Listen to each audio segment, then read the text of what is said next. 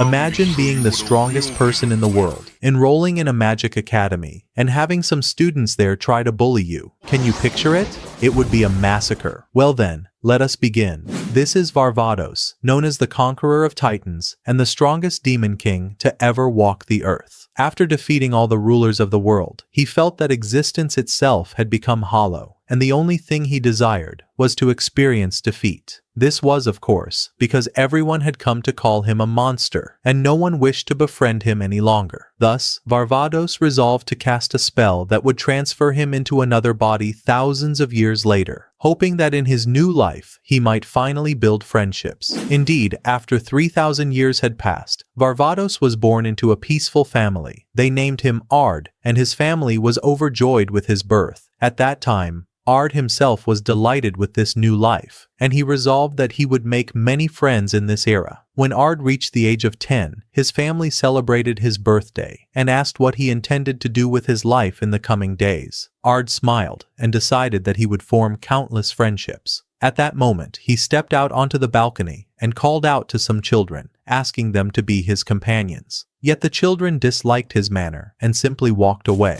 leaving him behind. Ard was shocked and said, "What did I do wrong? Why would they avoid me? I shall try again." So he hid in a corner, waiting to approach some girls who happened to pass by. But as he stood there, his heart began to pound violently. His stomach twisted with pain and embarrassment overwhelmed him. The girls noticed him in this pitiful state, and soon they ran off, laughing nervously as they fled. Still, Ard did not give up, and he called after them, hoping they would accept his offer of friendship. Yet his way of speaking was terribly poor, frightening them even more, and they fled in fear. In anger, Ard went into the forest and began to unleash destruction. "Even though I have taken on the form of a human whom no one knows, people still fear me. There must be something I can do," he shouted. On his way home, he encountered the village mayor, Haikyuu, who was a close friend of his parents. Ard asked him, "Do you know a way I could make friends quickly?" The mayor looked at him and replied, "I have the answer." Ard grew excited and said, "Then tell me at once." The mayor explained, "In order to befriend someone, you must treat them with kindness and respect, or else no one will wish to speak with you." Ard understood and grew thrilled with the advice. The mayor continued saying, "My daughter," but before he could finish, Ard interrupted. "I will go and follow your advice at once, and I will try to make friends with anyone I can." Of course, Ard went off to try as the mayor had instructed, yet his manner was still clumsy and rough. Each time he approached someone, they refused to befriend him, and everyone left him behind. Here, Ard grew furious and went to the forest once more to vent his anger. He burned some predatory beasts, yet he still felt deeply unsettled. Suddenly, Ard heard the scream of a girl shouting, "I hate you." He hurried toward the voice and found a young girl fighting against a magical beast. Ard examined her and realized she too was angry, venting her rage just as he was. The girl cast a spell upon the beast and slew it. Then she turned to see Ard standing there. "What are you doing here?" she asked. Ard tried to treat her kindly, just as the mayor had advised. The girl stared at him, not understanding what he wanted. Ard whispered softly, "Could we become friends?" The girl looked at him and repeated, "Friends?" The unease in her voice was clear. Ard thought to himself, "This is the first time someone has actually replied to me. I must continue until she becomes my friend." So he stepped closer and said, "There are so many things we share in common. Come, let us be the closest of friends." The girl remained silent until finally she burst out in anger. "You're disgusting!" She turned away and left, though her eyes were filled with tears. She returned home to her father, who, as fate would have it, was none other than the mayor, Haikyuu. What an unexpected twist of fortune. Ard returned home and said to the mayor, "I followed all of your advice, but nothing worked." He had barely finished speaking when he saw the same girl who had rejected him. Ard thought to himself, "This cannot be mere coincidence. She must become my friend." By the way, this girl's name was Irina. Ard continued to pursue her every day, hoping she would accept his friendship, but Irina's rejection was absolute. This, of course, was due to past hardships that had left her isolated and estranged from everyone around her. Still, Ard would not give up. He devised countless plans to win her over. He sang for her, recited poetry to her, but nothing seemed to succeed. Ard thought to himself, "I will not surrender either." He returned home searching for a new plan. But while he was there, he suddenly heard the townsfolk screaming in the streets, "Monsters are attacking us." He rushed outside and saw his father battling the beasts. The mayor arrived as well and said, "Irina went to the mountain and has not returned since." Ard's heart filled with worry and he told the mayor, "Do not fear, I will bring her back unharmed, using flight magic." Ard soared away to reach her. At that moment, Irina was surrounded by monsters, trembling with terror. They mocked her, sneering, "We shall kill you." She threw her sword aside and said to them, "It is a dull life anyway. Do as you wish." Yet deep inside, she was consumed by fear. The monsters charged, ready to finish her. But at the last instant, Ard intervened, shielding her from harm. He looked to their leader and declared, "I despise bullies like you who prey on the weak. If you leave now, you will walk away unscathed. But if you remain, you shall suffer a fate far worse." The monster grew enraged and commanded 2 of his underlings to attack. With a single glare from Ard, the beasts were obliterated. The leader trembled in terror and tried to flee. Ard smirked. "And where do you think you're going?" Boom!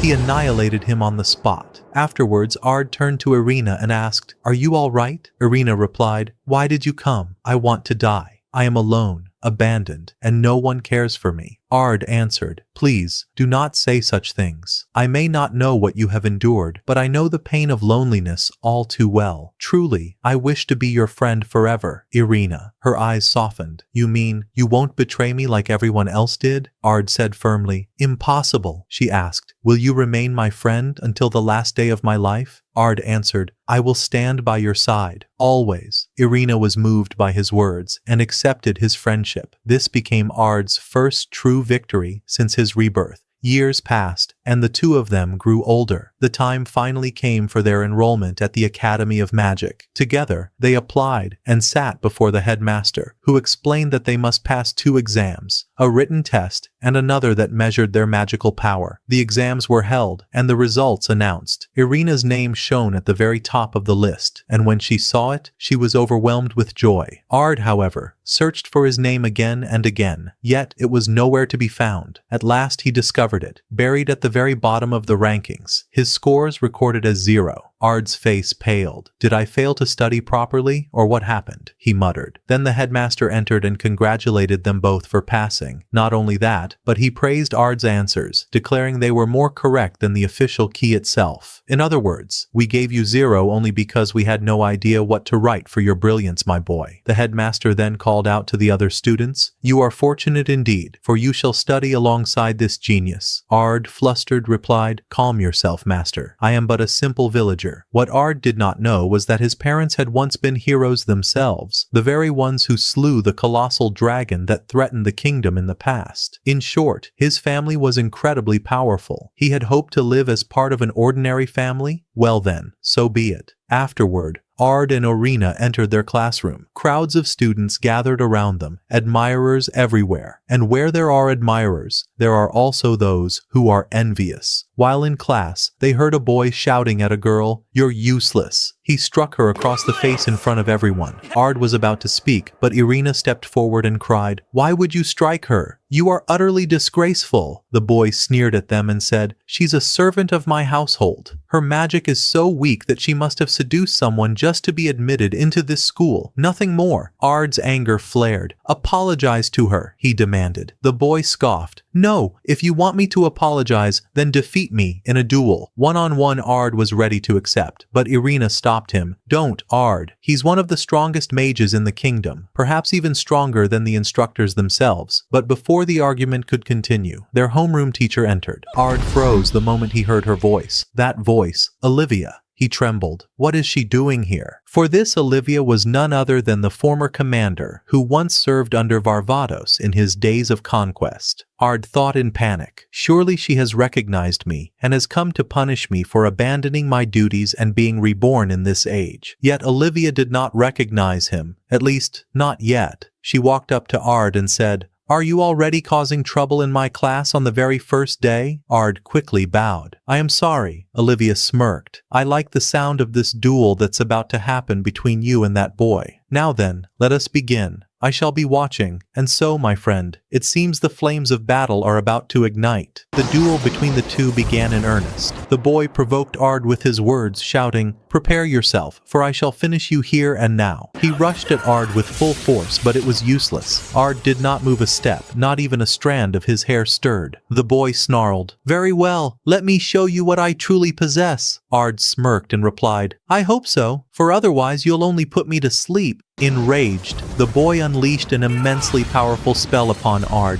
one known as Giga Flame. Ard was momentarily surprised and said, "You think this is Giga Flame? This is nothing but ordinary fire. If you are merely jesting, stop wasting my time and fight with seriousness." Everyone stood frozen, stunned at Ard's might, and at how effortlessly he endured the boy's attacks. Consumed with fury, the boy gathered all his power, filling the entire arena with blazing fire. But still, none of it so much as made Ard take a single step. Ard declared, "Now come, and I shall show you the true Giga Flame." He invoked a spell that shook the entire place to its foundation. The audience was left breathless at the overwhelming power of his magic. The boy, realizing he could do nothing, dropped to his knees and cried out, "I am sorry for challenging you in the first place." Irina and Ginny were overjoyed, especially Ginny, the very girl the boy had bullied. Afterwards, Ard approached the defeated boy and said, "Never again challenge someone far beyond your level." The boy withdrew in shame, but once he left, Olivia approached Ard and asked, "You cast a second spell simultaneously to shield him from your Giga Flame, didn't you?" Ard nodded. "Indeed, so that he would not be incinerated." Olivia's eyes narrowed. "That means you performed 2 incantations at the same time?" The entire class gasped in shock, for dual casting was a lost skill in this age. Olivia began to suspect him. "One day," she said,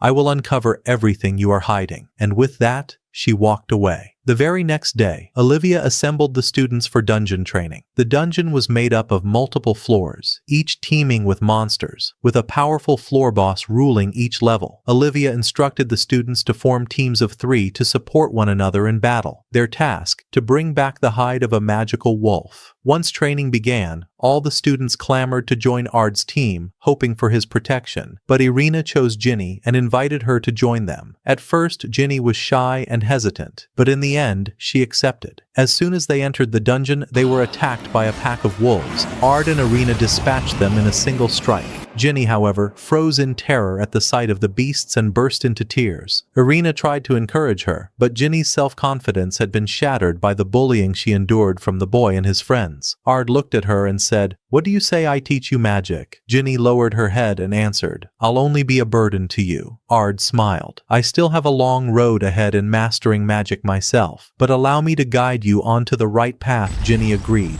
and Ard began to teach her magic. Slowly, she started to improve, though her magical energy was far too little. That was when Ard conceived of an idea. He invented a spell to aid her. He cast it, and it succeeded in wiping out the wolves. Both Ginny and Irina were astonished. Ard explained, "This is textual magic." Irina gasped, "Textual magic? I've never heard of such a thing in my life." Ard chuckled, "Of course not. I only just created it." The 2 girls were left speechless. Irina said, "How can you possibly be this strong? There's no one like you." Ard dismissed her words. "Forget that now. Just memorize the spell." He taught them the incantation, and they began practicing it. When another pack of wolves attacked, Ginny, this time, cast the spell herself and defeated them. Overjoyed, she rushed to Ard and clung to his arm, smiling with pure happiness. Irina, feeling a pang of jealousy, seized Ard's other arm tightly. That was when they triggered a trap and were dropped into the boss's chamber. Terror seized them at once, but Ard reassured them, "This is good. It will teach you how to use textual magic in real combat." The 2 girls looked on in shock as the monstrous boss swung at Ard. Yet this was Ard, my friend. He stopped the strike with nothing more than a single finger. Calmly, he explained, "The most important thing is to maintain distance from your foe. Secondly, cast the spell with all the strength you can muster to bring down the beast." Irina and Ginny stood in awe at Ard's power. With the monster weakened and 1 strike away from defeat, Ard turned to Ginny. "You must finish it." Ginny hesitated, still uncertain of herself. Ard encouraged her. "Now is the time you must choose your path. Either live with courage and slay this beast, or cower in fear for the rest of your life." Inspired, Ginny rose with determination, unleashed the spell with all her strength, and struck the monster from every direction.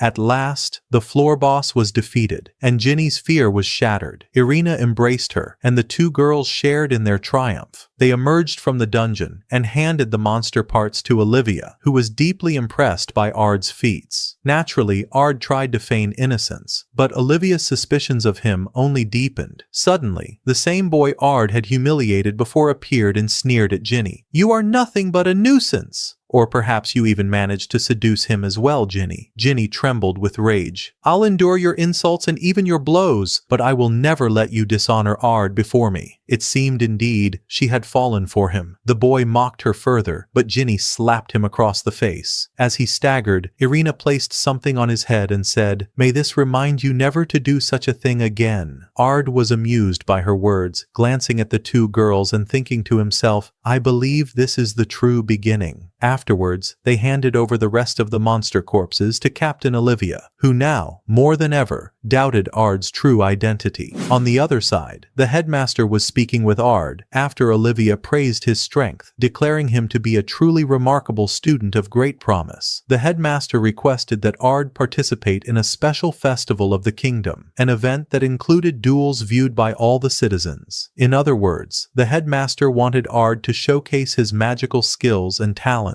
in order to bring wealth and fame to the academy. Ard refused. He did not wish to display his magic in front of Olivia, nor did he want to gain fame and attract attention, preferring instead a calm and ordinary life unlike his previous one. Yet the headmaster persisted in begging him until Ard finally replied, "Very well, I shall think about it." The headmaster rejoiced and said, "I await a favorable answer from you." Later, Ard left, only to encounter Ginny at school. She asked him to go out with her on a date. "My goodness, things are heating up, my friend," Ard thought to himself. "I must refuse, or this will cause trouble." Yet when he saw Ginny's pleading eyes, he could not bring himself to say no. Suddenly, while they stood together, Irina appeared and declared that she would be joining them as well. And indeed, they agreed. Will sparks truly fly now? The three of them went on their outing, and the atmosphere was calm and pleasant. They watched a play together and then set out for a restaurant. But on the way, they overheard people speaking of the kingdom's destruction. Ard focused and then told the girls, "I am sorry, but I must go after them at once." The two replied, "We are with you in whatever you do, our lord." They followed the criminals and saw them casting a massive spell. Ard muttered, "So that's it. I understand now." But before he could finish, more criminals appeared behind him and sneered, "You've fallen into our trap." Ard walked on unfazed and said, "Well done. But are you not concerned for your own lives?" One of the criminals, furious, unleashed a spell that engulfed Ard in flames. Overjoyed, he thought he had defeated him. "But are you a fool? This is Ard, my boy." Ard looked at him, laughed, and brushed off the fire with ease. The man was struck with terror. Then Ard shattered the wall where the criminals had placed their incantation, and with a lightning spell he struck them all down, leaving only a few barely standing. Ard said, "I spared you so you could explain the reason for this ambush. If you refuse, I shall end you here and now."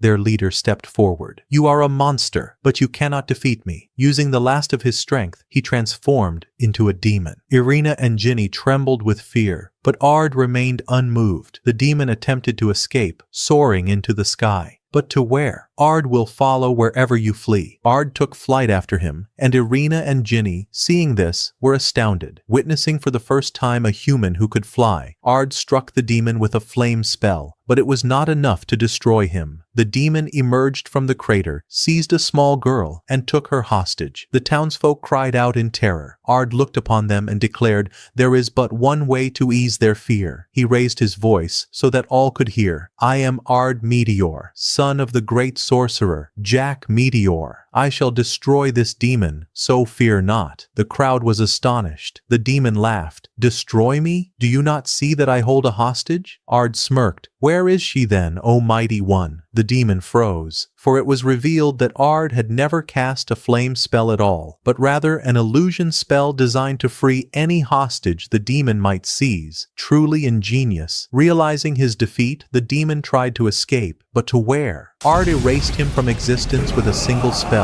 Then he descended and reassured the townsfolk. The girl's mother thanked him tearfully, but Ard simply smiled and said, Think nothing of it. Ginny and Irina hurried to his side. The townspeople celebrated him and the sight was beautiful indeed. News of his deed reached the queen, who summoned Ard and his companions to reward them. They went to the palace where the queen, graceful and wise, revealed herself to be an old friend of Irina. The queen offered Ard the title of Quinary Mage, one of the highest honors in the kingdom. But Ard had something else in mind. He refused the title and said, "If you would, grant me a different request." The queen smiled. "Speak." Ard replied, "Instead of naming me a Quinary Mage, could you increase the budget of my magic academy?" He wished to avoid competing in the festival's duels before Olivia, and he loathed the idea of becoming famous. The queen pondered his words. He has chosen to honor his school above seeking his own prestige. Such humility must be rewarded even more. She agreed to his request, but added, "And I shall grant you the title of Quinary Mage regardless, whether out of admiration or something more." The queen was clearly taken by him. Ard was stunned. Why must things grow ever more complicated for me, he thought. The queen then bestowed titles upon Ginny and Irina as well, before dismissing them. But elsewhere, another band of thieves conspired. The son of the sorcerer is stronger than we imagined, yet no matter his strength, he cannot possibly defeat us all. Thus, a new plan was set in motion. In the days that followed, Ard's popularity soared within the academy. Every girl began confessing her love to him, enchanted by his feats that had astonished the entire kingdom. But this only vexed Irina further. One day, she pulled him away from another girl,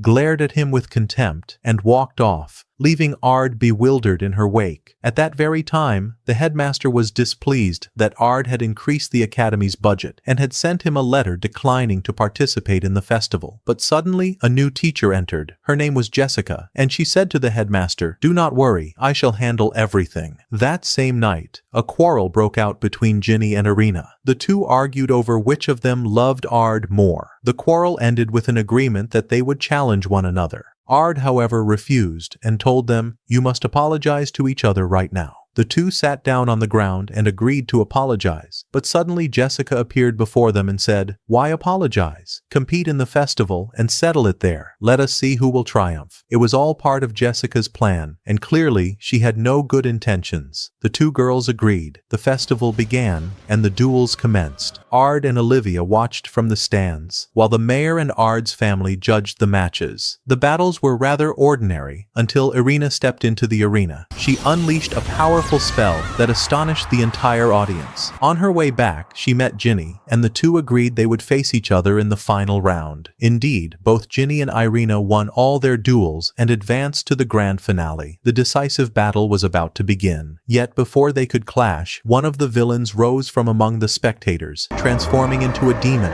alongside several others hidden within the crowd. Chaos consumed the place. Outside the arena, more demons attacked the kingdom itself. The situation was about to erupt into disaster. Jessica quickly gathered the students and divided them, assigning groups to fight against the demons. Ard and Olivia rushed outside to battle within the kingdom, while Jessica remained with Irina and Ginny. The battle began in earnest. Irina and Ginny stood back to back, protecting one another as they cut down the demons. Any who faced them fell swiftly. Suddenly, however, a massive blue beast appeared behind them, far stronger than the others. The two girls tried casting spells at it, but nothing had any effect. Just then, Mayor Haido intervened, shielding them with a mighty wind spell that destroyed the beast completely. Irina's heart filled with joy at the sight of her father. But then, Jessica emerged behind him and thrust her hand into his chest. The mayor collapsed to the ground, blood flowing everywhere. Irina rushed to her father, unconscious and dying. Ginny cried out, "Why did you do this?" The girl replied coldly, "I am not Jessica." It was all her scheme to kidnap Irina. Ginny realized the truth and tried to buy Irina time to escape, but the girl was far too strong. She struck Ginny down and moved to kill her.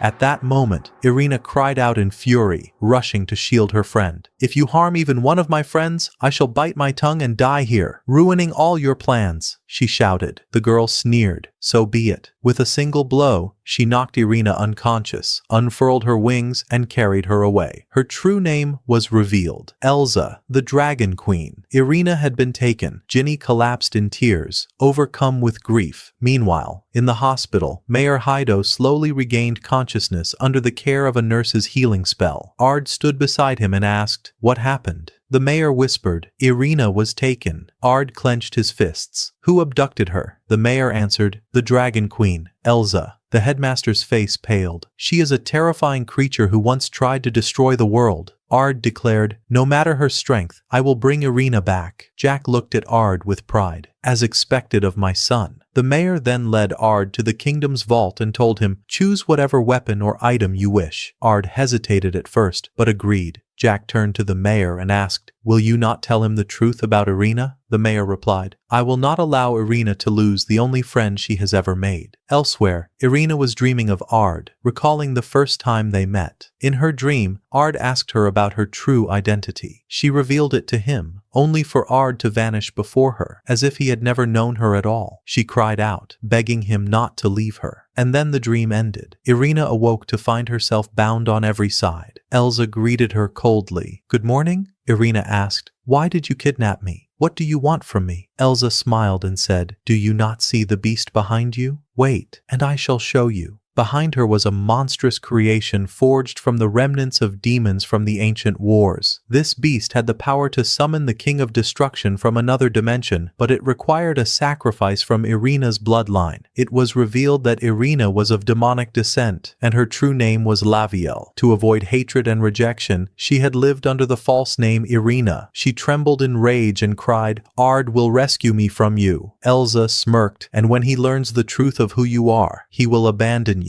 At that moment, Irina remembered her dream, lowered her eyes in sorrow, and felt her heart breaking. Elsa began preparing the beast to devour her. Things were about to turn dire. Meanwhile, Ard was readying himself for the journey. He armed himself with weapons and boarded a jet-like craft to reach Irina quickly. But suddenly, Ginny stopped him, weeping. I am sorry. I could not protect Irina. I am worthless. Ard calmed her gently. Do not worry about her. I will bring her back. What matters most is that you do not cry. Just prepare dinner for us. Ginny's tears turned into a smile. She nodded, and Ard departed swiftly toward the place where Irina awaited. At that very moment, the beast was about to devour Irina, when suddenly it was shattered into pieces. Yes, it was Ard who had arrived. Irina looked toward him, her heart overwhelmed with joy. Ard descended to the ground and declared, none of you will leave here alive. In an instant, he cast 9 spells at once, obliterating the entire place and everyone within it. He rushed to Irina and freed her from her bonds. She embraced him tightly in a scene of breathtaking beauty. But do you think it ended there? Of course not. Elsa began her partial dragon transformation and said, I shall end you here. But before I kill you, do you even know whom you are defending? Ard answered, Irina is my friend. Elsa laughed. Do you not realize she belongs to the royal bloodline and that she is descended from demons? In other words, you are defending a monster. Irina froze in terror, terrified that she would lose her only friend once he learned the truth. But Ard's words shocked her. I care not if she is of demonic blood or even the monster itself. All I know is that she is kinder and braver than anyone I have ever met. When I see her, it feels as though she radiates light and spreads hope. And in the end, you dare call her a monster. For that, I will never forgive you. Irina gazed at Ard with eyes filled with love and gratitude. Elsa roared in fury at his words and unleashed a powerful spell, but Ard blocked it with his spear. She descended upon them, but Ard suddenly invoked fire magic and burned her.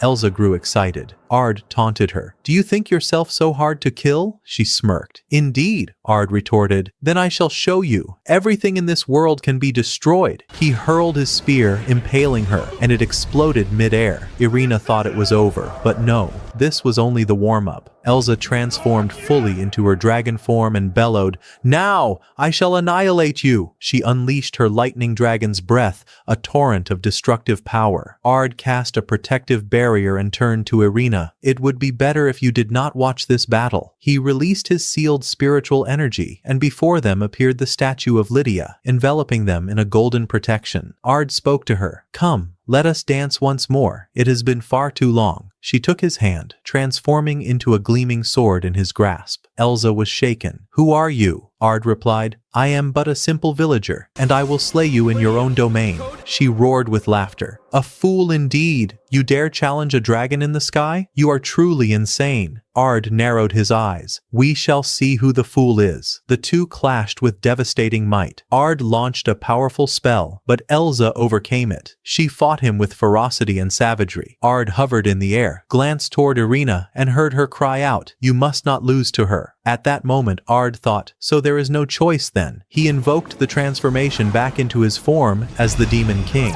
Elsa struck with all her power, but Ard countered effortlessly. How is this possible? She gasped. Ard answered, analysis, comprehension, and control of the flow of battle. That is my way. Now I understand everything about you. The world cast you aside to rot in solitude, and thus you sought to destroy it. Elsa shrieked, never before have I felt such rage. Both prepared their ultimate spells, so massive it seemed the very world would collapse. They unleashed them at once, but Ard's spell was far beyond hers, obliterating the Dragon Queen within seconds. Afterward, Ard spoke to Lydia and returned her to his soul once more. He descended to Irina, who was visibly shaken after witnessing his true power. She forced a smile and said, let's go. But in her heart, she thought, I must become stronger so that I can stand beside Ard one day. Thus the day came to an end. The scene shifted to another place, where a young girl had been battling monsters within a dungeon for 3 years. Her name was Sylphie, once a commander under Varvatos in his conquests. Sylphie declared, at last, my training is complete. It is time I left to see how the world has changed. She emerged and was shocked. Could only 3 years have changed the world this much? Something is wrong. Before she could finish, a masked man appeared behind her, calling out, how are you, Commander Sylphie? She froze. Who was this man who knew her by name? Sylphie asked, who are you, and what do you want? The man replied, you truly have not changed in 3,000 years. Sylphie gasped. 3,000? What? The man explained, did you not know? 1 year in the dungeon equals 1,000 years in the outside world. Sylphie stammered. Yes, of course I knew, but it was clear she was lying. She then asked about her sister Lydia and about the Demon King Varvatos. The man said, the Demon King has long since perished. He cast a spell to escape his duties and was reborn in another body, under the name Ard Meteor. How could this man know such a truth? Surely there was a deeper mystery. Sylphie, furious, resolved to go and punish Ard. Meanwhile, the headmaster was sitting with Irina, Ginny, and Ard, telling them about the secondary school festival, for which they were required to perform a play. They agreed and prepared to leave. But before Ard could go, the headmaster handed him a letter of threat, written on human skin. The message bore the name Ghoul Head, and declared his intent to destroy the school and everyone within it. The headmaster asked Ard to protect them should the threat come true. Ard calmly replied, very well, and with that they departed. They went to class, but suddenly Sylphie entered, demanding to know who Ard was. She seized the students one by one, asking, are you Ard or not? Until Olivia stepped forward, struck her on the head and scolded, have you not learned discipline even after the 3,000 years you spent in the dungeon? At that moment, Ard nodded slightly in agreement. Sylphie caught sight of him and marched over. You are Ard Meteor, the reincarnation of the Demon King, are you not? You must tell me everything that has happened. Where is my sister Lydia? Where are the demons and monsters? And why did you reincarnate yourself? Ard replied calmly, this is nothing more than a misunderstanding. But Sylphie insisted she had researched everything, discovering that he was indeed the reincarnation of the Demon King. Olivia listened intently, clearly intrigued by her words, and Ard's situation seemed about to turn for the worse. Again, Ard repeated, this is just a misunderstanding. Sylphie smirked. Very well then. What do you say we fight, and if I defeat you, you'll tell me the truth? Or has the Demon King turned into a coward after all this time? Ard grew irritated at her insult to his pride. Just then, Irina entered and declared, if it's a challenge you want, then face me instead. But don't you dare speak to Ard like that. Sylphie was impressed by Irina. Her face bore a striking resemblance to Lydia. She asked, who are you? Irina replied, I am Ard's first and dearest friend. Sylphie smiled. Then you must be my friend as well. But Irina refused. Sylphie grew angry. Then I shall face Ard. Olivia approved of this idea, and they all went out for the duel. Ard thought to himself, I must lose on purpose to lessen their suspicions of me. The battle began,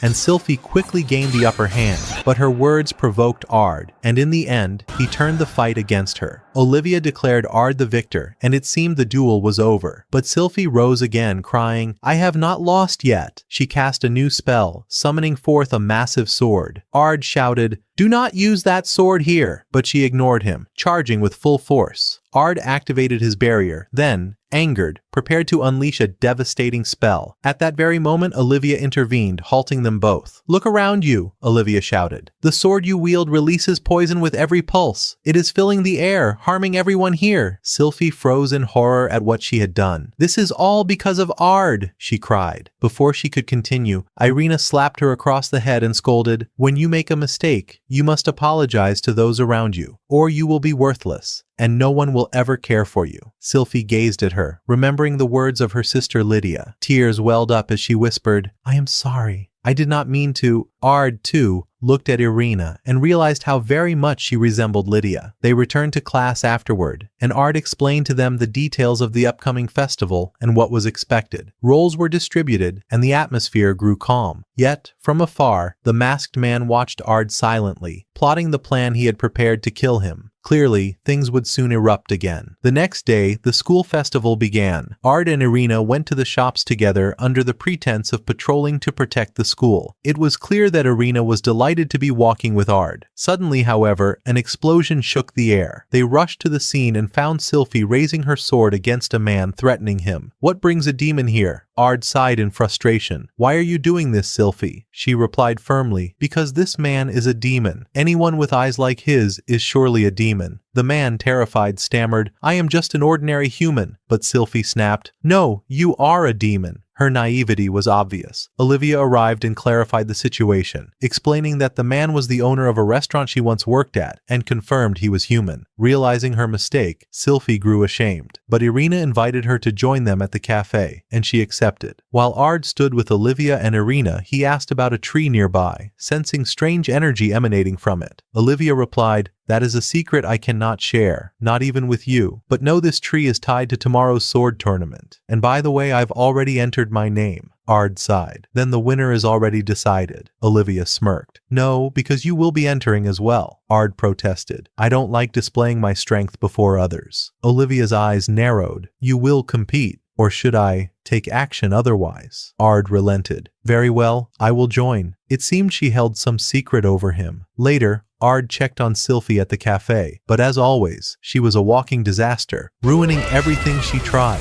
Truly, the girl was hopeless. Still, Ard entered when the girls invited him. It was more than obvious that every girl there admired Ard. His face flushed with embarrassment, but Irina quickly stepped in, pulling him away. Ginny confronted her. "Do you think Ard belongs to you alone? We wish to serve him too." Irina snapped back. "I will not give Ard to anyone else, not even if it costs me my life." Once more, the two quarreled over who loved Ard more. At last, they decided to settle the matter by entering the sword tournament. Whoever won would claim Ard. The tournament began. Irina entered first, winning with ease. Ard and Olivia also advanced quickly. Then came Ginny's turn. She faced a fearsome opponent and was on the verge of defeat. But with Ard's encouragement, she rose again, found her courage, and triumphed. Thus, all of them advanced to the finals. After the matches, Ard left the arena, only to be met by Ginny. She asked about Irina and Sylphie. He explained that they had gone to the cafe to help with the overwhelming customers. Ginny brightened and said, "Very well, then come with me to this next contest." It was the beauty pageant of the festival, to choose the most handsome boy and fairest girl. Ginny told him she wanted him to be her partner. Her feelings for him were plain. Ard, though reluctant, agreed, not only to spare Ginny's heart, but also to keep watch over the other students there. They arrived at the venue, and Ard stood among the youths. As he scanned the crowd, his eyes fell upon a young man who looked disturbingly familiar. He remembered him, the same fellow who had struck Ginny before. Ard addressed him. "Did you come here for Ginny?" The young man trembled. "Please, do not kill me," he stammered. Ard studied him and was surprised by how much weight the man had gained. The man confessed to Ard, "I came only to cheer for Layla, the girl on the stage." Ard asked softly, "What brought you to this state?" The man replied, "After you defeated me, I fell into despair. All I did was eat." Ard shrugged and said, "Very well, very well." At that moment, Ginny mounted the stage, radiating confidence, as the crowd cheered her name. The young man watched her and murmured, "She became confident because of you. I was only an obstacle in her path. I want to go and apologize, but I lack the courage." He paused, then said, "I should not stand here any longer," and walked away. his spirit clearly broken. In the contest for the festival's most handsome youth and fairest maiden, Ard and Ginny emerged victorious. They returned to the cafe, and as usual, Irina was furious at the outcome. Then the finals began. Olivia faced Ard, and the two clashed with tremendous force. Ard erected a barrier to parry Olivia's strikes, but in the end, he drew upon magic within the contest and was disqualified for using sorcery in the sword tournament. Olivia remained aloft in the air. Finally, the decisive duel between Ginny and Irina commenced. The two attacked each other fiercely, driven by jealousy. Each time one declared she loved Ard more, Ard blushed painfully and prayed for the match to end quickly. At last, the bout concluded with Irina's victory over Ginny. Both girls left the arena in tears. Irina warned Ginny that she would not allow her to look at Ard again, but Ginny, of course, withdrew from that agreement. Meanwhile, the masked man watched them both from the shadows, plotting to eliminate them. He merely waited for the perfect moment. The following day, the festival's second act began. Ard, Irina, and their friends were set to perform a play about the life of the demon king Varvatos before his fall. The students were nervous at first, but their performance proved excellent and the audience was enthralled. As Ard acted scenes that mirrored his own past battles with Lydia, he remembered how brutal those fights had been. The enemy commander had been powerful, difficult to defeat on equal terms. At one point, Sylphie declared she would fight beside them, but Lydia refused. Some nights later, Sylphie visited Varvatos, pleading, tears in her eyes, "Why won't you let me fight with you? I have trained endlessly to help my sister Lydia." Varvatos's heart softened. He answered, "Very well. Fight as you wish, and I shall protect you." The next day, the fierce battle began. The opposing commander proved immensely strong and nearly slew Lydia until the ground collapsed beneath him from a trap Sylphie had prepared. Lydia seized the opening and felled the commander in a single strike. Everyone rejoiced, and Sylphie earned the highest honor of the fight. Returning to the present, their play had been a sparkling success. The audience applauded wildly. Sylphie, however, spotted a girl in the crowd who resembled her sister Lydia, and rushed forward to embrace her, only to discover it was not Lydia. The pang of homesickness and sorrow overcame Sylphie. At that moment, the masked man who had sent the threatening message under the name Ghoulhead entered, his eyes fixed on the scene, intent on sowing ruin. After the performance, Ard and Ginny waited outside the school to ask Sylphie why she had left so abruptly. Sylphie arrived, fury writ plain on her face. "I want you in the schoolyard tomorrow," she told Ard. Ginny presumed Sylphie intended to confess her love and brought Irina along to watch. When Ard reached the place where Sylphie had asked him to meet, he found her gripping a great sword, the very blade that had belonged to her sister Lydia. Sylphie performed an incantation and released sealed energy from a nearby tree. Evidently, the sword's power had been bound within it. She told Ard plainly that she would kill him. She summoned a second blade and launched herself at him with all of her might. Ard flew back to assess the situation, but Sylphie pursued, bent on slaying him. When Ard peered into her eyes, he realized she had been brainwashed. From afar, the masked man watched, intoxicated with satisfaction. It became clear that when Sylphie had been taken, he showed her the vision of her sister Lydia dying at Varvatos's hands. The shock had toppled Sylphie into a vow of vengeance. She swore she would kill him. Sylphie struck Ard and wounded him in the back. Believing she had slain him, she paused, only to realize that her sister Lydia had not returned. Ginny and Irina rushed in to stop Sylphie, but none could overpower her. She struck them down as if they were shadows. Just as she prepared to finish them, Ard reappeared, having unleashed the full measure of his energy. Seeing him, Sylphie's rage redoubled. She lunged again. Ard dodged without wishing to seriously harm her. He refused to attack her with full force. Sylphie seized a killing opportunity, and, just as she was about to land a lethal blow, she heard Lydia's voice cry out, "Stop!" The command pierced her mind. She halted, and consciousness returned to her. The masked man strode forward, sneering at Sylphie. "You useless fool!" He struck her down and seized her weapons, then turned to Ard. "If she will not finish you, then I shall kill you myself." He charged at Ard with all his might, but in a flash Ard struck him, severing his arm and sending him flying. Yet the masked man did not yield. He rose into the air, attempting to slay Ard with Lydia's second sword. But suddenly, the blade rejected him. Its energy surged through his body, electrocuting him mercilessly. Ard gazed at him coldly. "It is the sword that chooses who may wield it." Ard grasped the weapon, its power now under his control. With it, he unleashed an enormous spell that annihilated the masked man once and for all. Afterwards, Ard moved to claim the second sword. But then, Lydia's spirit emerged from within. She went to Sylphie and spoke gently. Why are you doing this, foolish girl? Do not blame Ard for anything. Live the rest of your life in peace and joy, and know that I shall always be happy. With those words, Lydia's spirit faded away. Sylphie wept, torn between grief and joy. The next day, Ard, Ginny, and Irina rode in a carriage. Suddenly, time itself halted, and they were transported into another dimension. Before them stood a young child. "Welcome," he said. Ard asked, "Are you a demon?" The boy smiled faintly. "Humans tend to call the unknown evil. In that sense, perhaps I am a demon. But if you focus on my true nature, you will see I am not." Ard pressed, "What do you want from us?" The boy explained, "There are infinite worlds. The past and the future repeat endlessly. Though the past does not return, there exists a strange entity seeking to disrupt the balance. The meeting between this entity and the Demon King will shake your world to its core, and one of them shall vanish." Ard frowned. "Could you simplify this so that we may understand?" The boy replied, "I want you to destroy this entity." The three awoke. Ard said gravely, "It seems we have been transported into the past." Ginny asked, "How can you be sure?" Ard pointed to the sky. "Do you see the two moons above? Such a sight is impossible in our world. Long ago, an event caused one moon to be lost, and judging by our surroundings, I believe we are now in a region of the great kingdom of Fradia, ruled by the Demon King Varvatos himself. If what we've been told is true,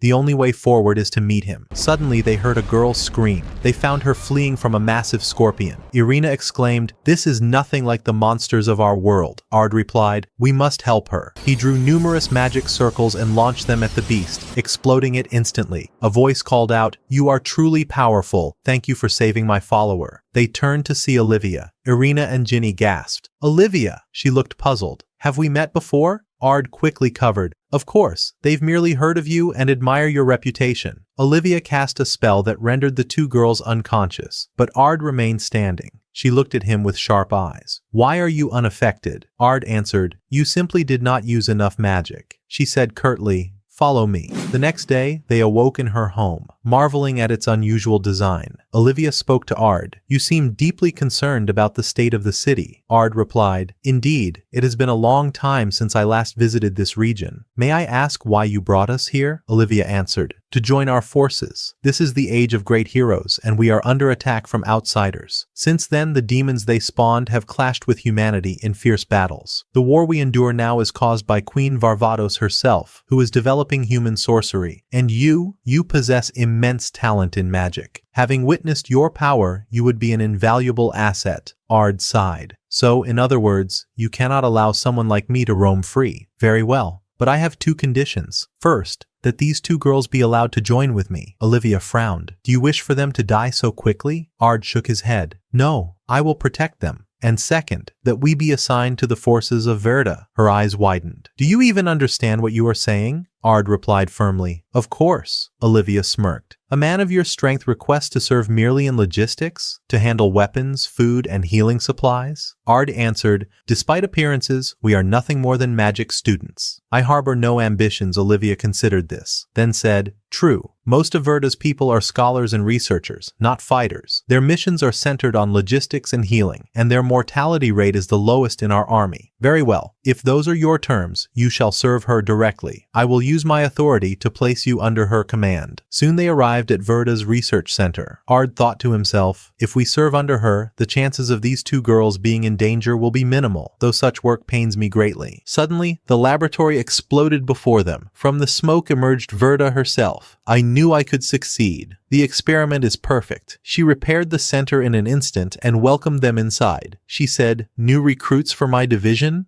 That is rare indeed. Have you come because you admire me?" Ard answered, "Let me explain why we are here." He told her everything, that they had come from the future. Verda's eyes gleamed with excitement. "I shall help you find a way back to your time." But suddenly, Sylphie stormed in, pursuing Verda. Then Lydia appeared, and Ard was stunned. Lydia seized Verda and growled, "I told you, you are not sending enough support." "Are you mocking me?" Verda smirked. "Then use these three." But Ard provoked Lydia, who snapped, "Then fight me outside." They went out. Lydia launched lightning-fast punches, and Ard blocked them all. She tricked him, throwing sand in his eyes and kicking him, then delivered a brutal punch. Ard rushed back and struck her, but she countered with an uppercut that lifted him into the air. He pushed off her head, driving her into the ground. Then, both unleashed strikes at the same time, colliding with devastating force. As the sun set, the fierce battle ended in a draw. Lydia, breathing heavily, looked at Ard. "You are truly strong. Bring the two girls with you and form part of our support unit. Honestly, I wanted you on the front lines, but clearly you have your reasons." Ard replied, "As long as you understand that, do not ask for the impossible." Lydia smiled faintly. "Still, I need your strength." Ard's heart stirred. He remembered those exact words spoken to him long ago. He asked, "I heard about your connection with the Demon King. Can you arrange a meeting for us?" Lydia nodded. "I have no objection. But even if I recommend it, Varvatos will despise the idea. If you wish to meet him, achieve something worthy of his trust. He only opens his heart to those who earn it." That night, Ard stood alone when Latima, Lydia's handmaiden, approached. "You will remain in the palace until our next campaign. Lady Lydia asked me to tell you, use this house freely, as though it were your own, or that of a close friend." Ard whispered to himself, "A close friend? I killed someone irreplaceable with my own hands. Do I truly have the right to call her that?" The next day, Ard and his companions stood with Verda's forces, far from the front lines. Verda instructed them, "We shall not engage in a major clash with the enemy, and even if we do, these magical tools will certainly protect you." Ard thought silently. Based on what Verda and Lydia said, we are in the past. Back then, as the Demon King, I expanded my army. The battles against demons and outsiders were nearing their climax. I remember how demons ruled this region, how the united armies of Lydia and Verda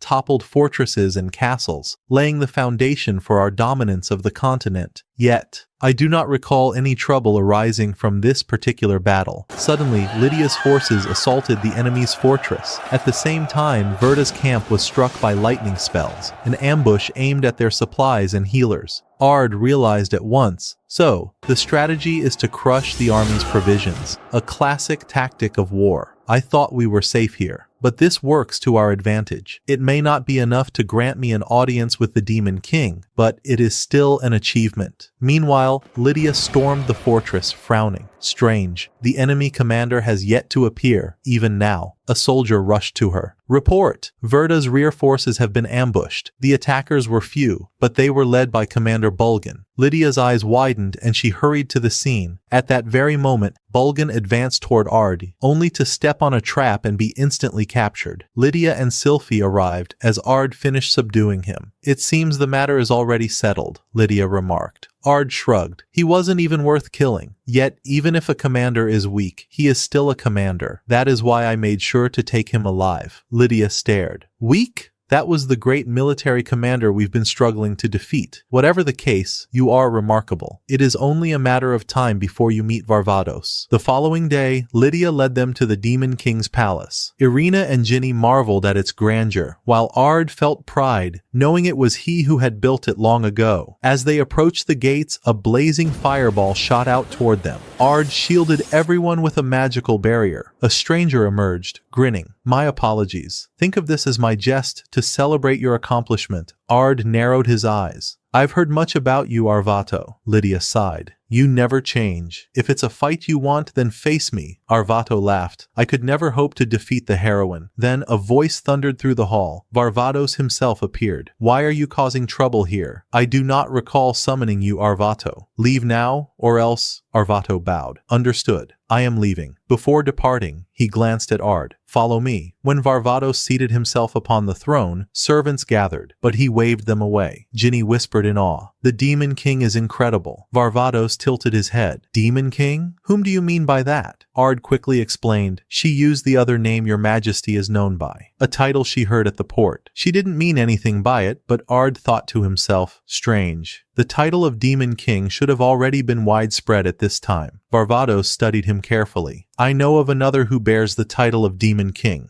Ard's heart skipped. "Then perhaps we misunderstood. Forgive our careless slip later," Ard confided in Verda. "He asked nothing of us, and I did not press him further about the title." Verda replied, "There is a clear discrepancy between the Demon King you know and the one known in this world. Perhaps history itself has diverged. This is only a theory, but I believe someone has altered the timeline. That change has brought forth a Demon King unfamiliar to you." Ard remembered the words of the mysterious ruler. There is an entity seeking to disrupt the balance, he muttered. We may have misinterpreted. He asked us to confront the Demon King and destroy the strange entity. But what if those two are the same? Ginny gasped. That means the one changing history is the Demon King of this world. If we defeat him, we restore our timeline and return home. Irina added, why not ask Varvatos to help us? Verda shook her head. Impossible. This Demon King appeared out of nowhere 3 years ago. He conquered the outsiders' lands and ours in the blink of an eye. We know nothing of his aim. We tried negotiations, but he ignored us. Even Varvatos fought him once and failed. Ard nodded grimly. Then Varvatos will not move without reason. Verda smiled faintly. You understand him well. Ard clenched his fists. If we achieve a greater feat, we can convince him. At that moment, Lydia entered. In the next battle, you will join me at the front lines. Ard's eyes lit with resolve. Understood. As they marched, Lydia asked, why the sudden change? When you insisted on logistics before, Ard answered, you could say this is exactly what we needed. It was wise to leave the 2 girls behind this time, she remarked. Who is our target? Ard asked. Lydia's face hardened. Mephiles, the king of curses. Ard froze in shock. Sylphie grinned. You look frightened. Ard muttered. I've heard that name before. Sylphie scoffed. Only heard it? Magicians are ranked from 1st to 7th, and demons have their own hierarchy. Mephiles is the highest rank among them, Ard thought bitterly. Impossible to forget. Mephiles is one of the reasons I killed Lydia in the past. At last, they reached the fortress. Before them stood an army of skeleton soldiers. Sylphie nearly charged, but Ard unleashed wind magic, obliterating them all. This time, he thought, I will not let history repeat itself. Suddenly, flames burst from within the fortress. They rushed inside to find the enemy engulfed in fire, Mephiles' head rolling across the ground. A man clad in armor and helm appeared. You are late, Ard demanded. Who are you? The man laughed darkly. You already have an idea. I am the Demon King, a violent beast, a tyrant, the enemy of the world. Deliver my message to your commander. I will claim the lands I desire. If he wishes them back, let him come and take them by force. And with that, he vanished before their eyes. On the following day,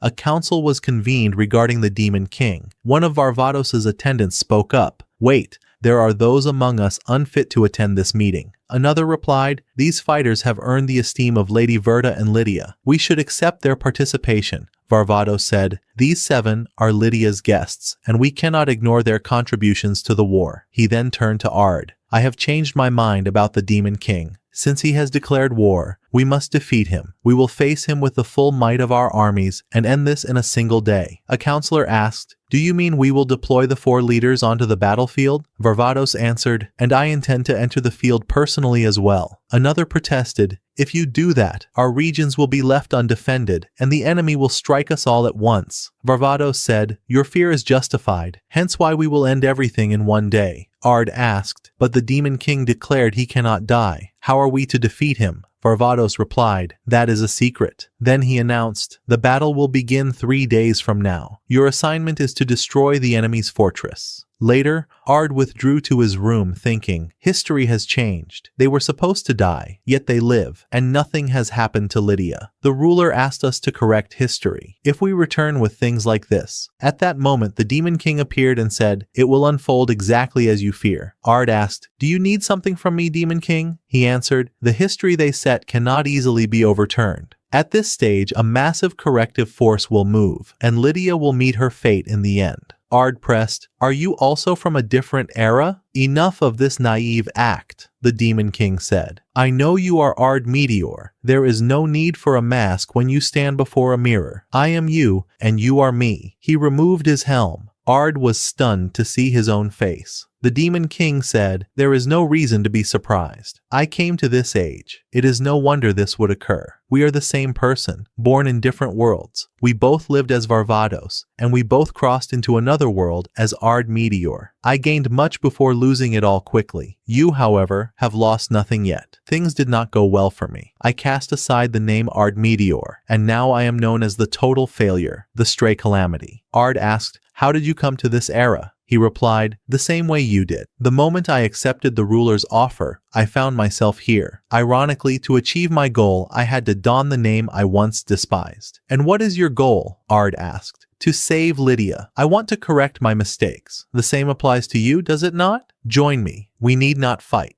Ard said, 2 questions. First, Have you discussed this with myself of this era? No, the Demon King answered. I loathe myself more than anything, especially the self of this era. His folly cost me Lydia and forced me to kill her with my own hands. Then why fight myself of this age? Ard asked. If your aim is to save Lydia, opposing him is nothing but foolishness. Certain circumstances prevent me from cooperating with him no matter what, the Demon King said. I am, sadly, bound to kill him. And just as the ruler gave you a task, I was given one as well, to destroy this world. Ard was taken aback. What does destroying the world have to do with saving Lydia? Do you remember how Lydia died? Of course. I could never forget. Then it is impossible you do not understand how I feel, he said. The curse took root in her mind. She lost allies and so much more until the day everything was decided. Ard spoke quietly. To defeat the last of the outsiders, I had to take a terrible gamble, one I could hardly endure. I considered looking away and ignoring that final enemy. But when I weighed Lydia's life against annihilating all the outsiders, I chose to kill Lydia. The Demon King grabbed him. Why did you not tell her this? If you had, none of that would have happened. My mistake was letting Lydia enter enemy territory alone. Losing her in battle and watching her become a threat to the entire world, I could not bear that guilt. And even after that, the world granted me no rest. When I crossed into another world as Ard Meteor, everything was taken from me. My goals, my hopes, my dreams. He continued, at this point, I know I am only piling sin upon sin. I want to end this, to fix every wrong I have done. I will save Lydia, become the enemy the world reviles, and then I will let her kill me. After I make Lydia walk the same path I was forced to tread, everything will finally end for me, and you must prepare yourself to commit this sin with me. As Ard reached out, he heard Lydia's voice. Do not do anything, you fool. He froze. I will give you time to think, the Demon King said. I will await your answer in 3 days. Afterward, Ard walked with Latimer. Along the way, he asked, have you served Lydia long? Yes, she replied. If you had to choose between your life and Lydia's, which would you choose? That is a foolish question, she said. I would do anything for Lydia. Later, he went with Lydia to a village. She tried to make him enjoy himself, only for her to end up enjoying it instead. They argued, traded blows until they were exhausted,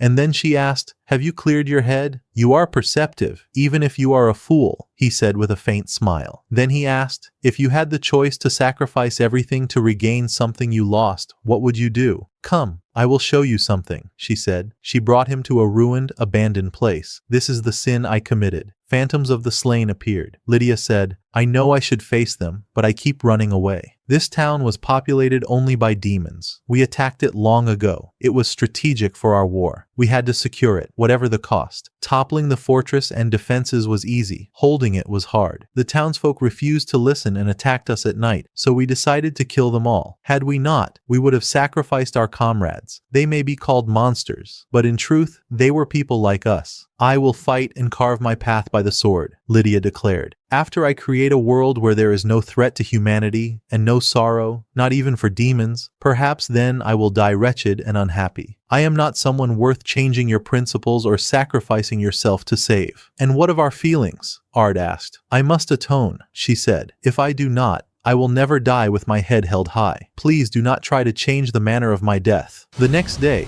the battles against demons, enemies, and dragons resumed. Arvato drew numerous magic circles, and Varvatos wielded them to open black holes that swallowed the dragons. On the ground, Sylphie and Lydia continued to fight with their blades. It would be easier if Ard were here, Sylphie said. But he went off somewhere. He must have something important to handle, Lydia replied. I leave things here to you, Sylphie. Meanwhile, Ard and the Demon King stood upon ravaged earth. What is your answer? The Demon King asked. Will you save Lydia with me? I will not save Lydia, Ard replied. How did you arrive at that choice? Because she does not wish it, Ard said. She wants to bear the title of heroine and die to atone for her sins. Those were her words to me. The Demon King unleashed beams of magic. Ard evaded them and answered with the same spell to no effect. Flames erupted beneath Ard. He leapt clear. Magic circles then caged him in, but Ard scoffed. A foolish technique, dispelled them all, and landed. He pressed a crushing spell down upon the Demon King, who shrugged it off. Comprehending the scope of a spell and crafting a counter incantation was a specialty of mine, he said. It seems we will reach no conclusion, Ard murmured. I knew I should not make you my enemy, the Demon King replied. Do you know why I set the day of your answer to be the very same day the war begins? At the same time, Olivia gathered Ginny and Irina and told them, our mission is part of Ard's plan. Ard has uncovered the secret behind the Demon King's power, and he ordered me to accompany you both to the fortress he occupies. Irina asked, why did he tell you, and not us directly? Olivia replied firmly, because this must be done with utmost secrecy. The matter is far too important. Irina stood, anxious. Can you tell us the plan? Olivia nodded. Ard deduced that the Demon King's immortality is sustained by the forbidden technique of soul separation, sealing his spirit within a suitable vessel. That is why he cannot die. But Ard also discovered two flaws. First, the user must remain within a certain distance of the vessel. Second, if the vessel is destroyed, the user perishes with it. Most likely, the Demon King keeps his vessel hidden within the fortress. Ard has already found a secret passage. We will use it. Why us? Why did Ard entrust us with such a great role? Irina asked, trembling. Ginny smiled and encouraged her. That's not like you, Irina. You're the one who lights up with excitement in moments like this. When things are at their peak, you're the first to leap forward. Irina's eyes shone again. You're right. Let's do this. Suddenly Latima leapt forward, shoving them aside as her leg stumbled. I will hold off the enemies. You two, hurry. Meanwhile, Verda tore through the demons with her mechanical soldier and ray cannons, while others unleashed powerful magic across the battlefield. At last, Ginny and Irina reached the vessel, but as they approached, a trap was triggered, binding them in chains. Latima appeared, her voice cold. This spell seals your magical power. Elsewhere, the Demon King showed Ard a vision of the imprisoned Ginny and Irina. If you value their lives, join me. And if I refuse? Ard asked calmly. Nothing will happen to them. This is merely a performance, the Demon King replied. Ard narrowed his eyes. So, you want me to have an excuse, to tell the others you forced me to join you in order to save them. The Demon King's voice grew heavy. I know Lydia would rather die satisfied than live in despair. But what of us? We were the ones who killed her with our own hands, who encouraged her to walk the path that led to her end. We will carry that sin forever. Even if Lydia desired a tragic fate, isn't it natural that we would wish her happiness instead? I will strip the souls of countless people if that's what it takes to ensure Lydia lives. I will push the world to the brink of ruin if that is the price to save her. The lives of others mean nothing to me. Deep down, a part of you feels the same. Why do you hesitate? If you are still uncertain, I'll give you a second excuse. Perhaps I won't harm the girls, but can you guarantee what will happen once Varvados's army reaches this fortress? Ard's voice was cold. Placing your vessel here was part of your calculations. The Demon King smirked. Then let me simplify it for you. If you do not wish to lose them, you must join me. Meanwhile, Irina turned to Latima. Why are you doing this? For one reason alone. Lydia, you need not understand more. You are nothing but tools to manipulate Ard, Latima said. Ginny's eyes burned. I can break free from this. Latima mocked her. What will you do without magic? Ginny smiled faintly. We can still use script magic. Together, she and Irina invoked textual incantations, shattering their bonds. Latima hissed and summoned a horde of beasts. At that instant, Lydia appeared, cutting them all down. Irina gasped. How did you know we were here? Lydia answered. The hairpins I gave you are magical devices. I can monitor your state through them. Then she turned to Latima. Surrender! Never! Latima screamed. We will destroy the world if that's what it takes to save you. I understand how you all feel, Lydia said softly, before slaying the beasts and striking Latima unconscious. More monsters swarmed, and Lydia fought fiercely, all the while sensing the Demon King's life force. Meanwhile, Ard faced the Demon King. You do not wish to save Lydia. You are only running away. What you truly want is to absolve yourself of the guilt of killing her, to forgive yourself and die in peace. You are using Lydia for that end. You are a coward. We have always acted out of selfish emotions without considering others. For once, let us act for someone else. Let us fulfill Lydia's wish, the Demon King roared. Silence. He gathered his power. Yes, you are right. I want to forgive myself, to save her. But I will not allow you to deny the truth of my feelings for Lydia. Both summoned Lydia's spirit, each transforming into the Demon King's form, clashing violently. Why did you cross to another world? The Demon King demanded. Was it not because you could not endure the loneliness? And yet you dare accuse me of running away? Did you forget our final words to Lydia? Never. Ard said through clenched teeth. His mind flashed back. Lydia once asked him, "What are you thinking?" "What do you mean?" he replied. "Why did you accept their proposal for a ceasefire? We will stop the war, establish a truce with our enemies, allow them to rule their lands. We will not recognize a demon nation, but we will endure the consequences." "And how can you trust them?" she pressed. "We should crush them now, while we have the chance." "My mind is made up. Nothing you say will change it." "I thought we shared the same ambition," she cried. "You are nothing but a traitor. If you wish to fight them, then do so on your own." "I no longer care," the Demon King shouted. "Those words, I should never have spoken them. I didn't mean them. I should have told her the truth, that I didn't want her to die. I will not allow Lydia to meet such a miserable end. I will save her." He struck at Ard with all his might, but suddenly, Lydia herself appeared, seizing his hand. "I understand," Ard said quietly. "If that is your wish, I will do it." He slashed the Demon King down. "It ends here, stray calamity. My other self," the Demon King gasped. "Do you really believe this will make things better? Remember the days we spent with Lydia, what they meant to you. Please, I cannot fail. Only after losing her did I understand. I must save her." But Ard drove his blade into his heart. Light engulfed him, and at the same time, Irina and Ginny began to glow. Lydia appeared before them, smiling softly. "It seems you are returning home," Ginny asked. "Did you know this would happen?" "In a way," Lydia answered. "May I ask you something? How is the future? Is it a world where everyone can live with a smile?" Sorrow filled them both. Ginny answered gently, "Yes. The world is as wonderful as you dreamed," Irina added. "I enjoy every day, even when we quarrel sometimes. But we are happy. I think this truly is the world where everyone smiles." "I see," Lydia whispered. "Then our sacrifices were not in vain. One last request. Deliver my words to Ard." She leaned close and whispered her final message. They returned to their world. Varvatos ended the war. Ard was transported once more to the dimension of the ruler. "I am impressed you completed your mission," the ruler said. Ard asked, "Who are you really, and what is your purpose?" "I cannot say," the ruler replied. "But trust me when I say, I am your ally, at least." "Then I hope we never meet again," Ard said coldly. "As do I," the ruler answered. Ard awoke with Irina and Ginny. Sylphie greeted them. "We have arrived." Olivia called out, "Hurry, the other students have already begun." Sylphie looked around wistfully. "It has been so long since I last came to the old royal capital." Irina turned to Ard. "Lydia left you a message. No matter what happens, we will always be dearest friends." Tears welled in Ard's eyes. He felt Lydia's presence at his back, pushing him forward, urging him to continue walking, and thus ends Ard's tale. If you enjoyed this story, do not forget to like, subscribe, and farewell until next time.